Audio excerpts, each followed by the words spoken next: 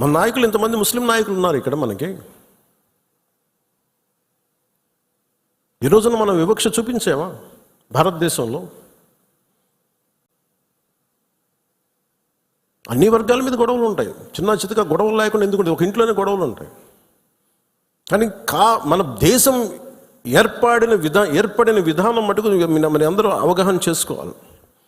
ఎందుకంటే ఎందుకు నేను 3 రోజులు సంతాప దినాలుగా ప్రకటించిన ఆ బాధ నాకు తెలుసు ఎలా ఉంటుందో. అప్పటికి మధుసూదన్ గారు చనిపోయిన సంగతి కూడా నాకు తెలియదు.